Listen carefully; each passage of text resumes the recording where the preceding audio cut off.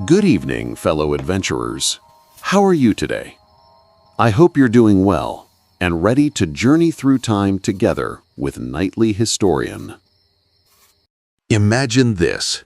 The war has ended, the world is celebrating peace, and the guns have gone silent. But somewhere, deep within the jungles of the Pacific, a man still hides beneath the canopy, clutching his rifle, waiting for orders that will never come. It's been weeks, then months, then years. The leaves fall, the seasons change, and the world forgets. Yet for him, the war is not over. Not yet. This is the story of the ghost soldiers, men who refused to believe that the Empire of Japan had surrendered in 1945. Soldiers who kept fighting shadows, haunted not by enemies, but by their own sense of duty. When Emperor Hirohito announced Japan's surrender, his voice trembled through the radio waves across the Pacific. For many, it was the sound of an ending. But in distant jungles, in Guam, the Philippines, Indonesia, and remote islands, not everyone heard that voice. Some radios were broken, some transmissions never reached them, and some soldiers simply refused to believe it was real, convinced it was Allied propaganda meant to trick them out of hiding. Among these men, one name became legend: Hiroo Onoda, an intelligence officer stationed on Lubang Island in the Philippines. His orders were clear: never surrender, never take his own life, and above all, remain loyal to the emperor. Onoda took those words to heart. As the world rebuilt itself from ashes, he and a small group of men continued their mission, sabotaging farms, hiding in caves, watching from the shadows. They thought the war was still raging. For them, every plane overhead was an enemy scout, every villager a spy. Every radio broadcast proclaiming peace was another clever trap. The jungle became both battlefield and prison. In the years following 1945, search teams dropped leaflets and loudspeakers pleaded, "The war is over, Japan has surrendered." But the soldiers looked at the paper and saw lies. "Fake," they whispered. "Propaganda." And so they vanished deeper into the green labyrinth. The world entered the Cold War. Men walked on the moon. But for Onoda and others like him, time froze in 1945. By the 1950s, only a handful of these men were unaccounted for.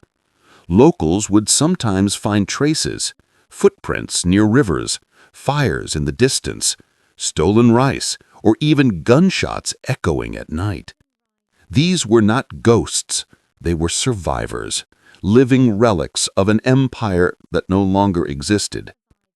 As years turned to decades, their names faded into rumor. Some called them the phantom soldiers of the Pacific. Others thought they were myths told by old farmers.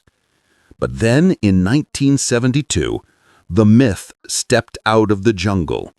A man named Shoichi Yokoi, who had been hiding in Guam for 28 years, was discovered by local hunters. His clothes were made from tree bark, his body frail, his eyes hollow but proud. When he was brought back to Japan, crowds wept. Some cheered, others stood in silence. He bowed deeply and said, "It is with much embarrassment that I return." He believed that by surviving all those years, he had fulfilled his duty. Yet beneath his humility, there was a sorrow too deep for words, the sorrow of realizing that he had been fighting a war no one else remembered. For Japan, Yokoi's return stirred complex emotions: pride in his endurance, shame in his delusion, compassion for his loyalty, and a haunting question: what kind of war could still hold a man captive long after the shooting stopped? 2 years later, another ghost emerged, one whose story would eclipse all others. Hiroo Onoda, still alive, still in uniform, still convinced the war continued. For 29 years, Onoda hid in the jungle with a handful of comrades. Over time, his men died, some in gunfights, others to disease, but he never surrendered. He scavenged for food, burned crops, ambushed villagers. He polished his rifle, kept his boots clean, wrote reports no one would ever read. His war was not on the battlefield, it was inside his mind. In 1974, a young Japanese traveler named Norio Suzuki set out on an impossible journey. He said, "I'm going to look for Lieutenant Onoda, a panda, and the abominable snowman, in that order." 3 months later, deep in the Philippine jungle, he found the first one. When Suzuki met Onoda, the old soldier was wary, armed, suspicious. He didn't believe Japan had lost the war. But Suzuki brought photographs, newspapers, and kindness, something the jungle hadn't shown him in decades. Still, Onoda refused to lay down his weapon. He said he would only surrender if his commanding officer ordered him directly. So Japan found that man, Major Taniguchi, now an elderly bookseller. They flew him to the Philippines. On March 9, 1974, he stood before Onoda in the dense green jungle and gave him the order he had waited nearly 30 years to hear. "Lieutenant Onoda," he said softly, "you are relieved of all duties." Onoda saluted.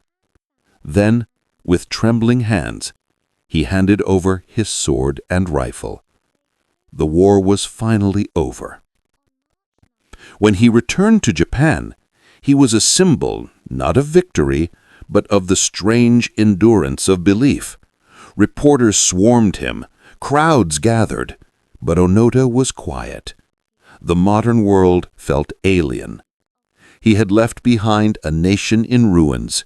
He came back to one filled with neon lights, skyscrapers, and pop culture.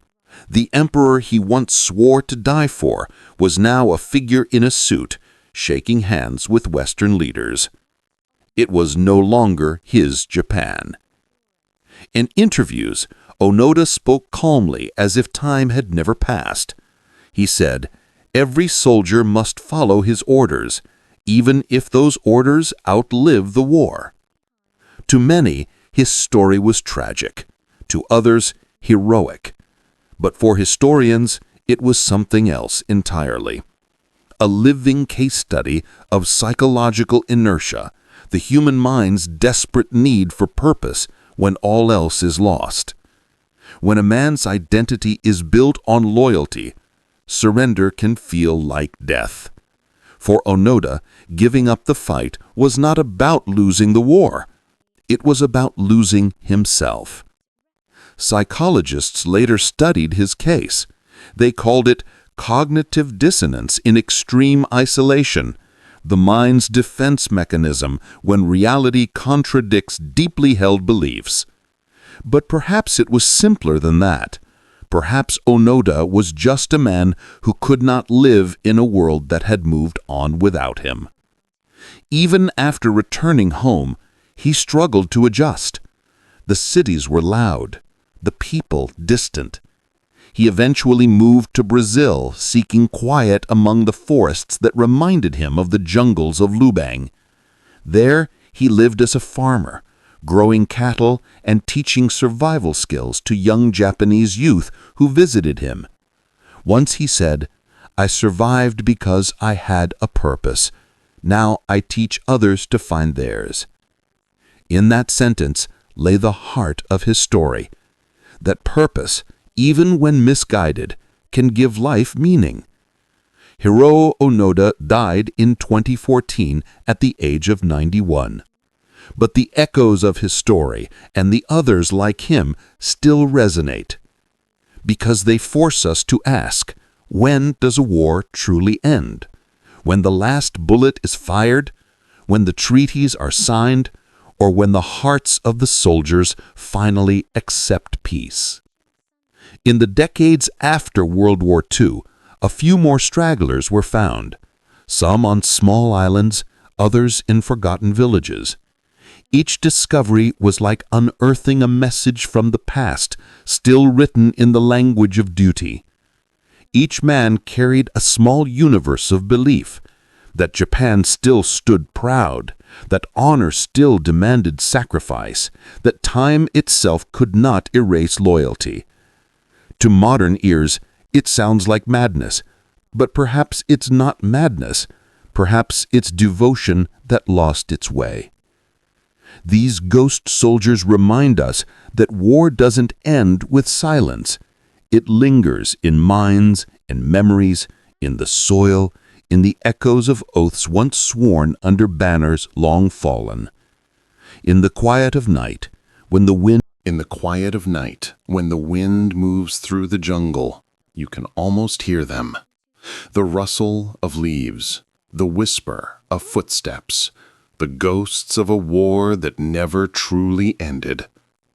And maybe, in some ways, we are all still fighting wars of our own, against memory, against guilt, against time. The story of Onoda and his fellow soldiers is not just about loyalty. It's about the human struggle to let go of the past, to believe that peace can be real even when it feels like surrender. Their jungles may have been filled with vines and shadows, but ours are built from screens, fears, and the noise of modern life. The battlefield has changed, but the battle within us remains the same. History often teaches us about victories and defeats, but stories like these teach us something deeper. The fragile line between conviction and delusion, between faith and obsession. And so, as the credits of history roll on, we remember the men who couldn't hear them, still standing at attention, still waiting for orders in a world that has already moved on. The war ended, but for them, peace never came.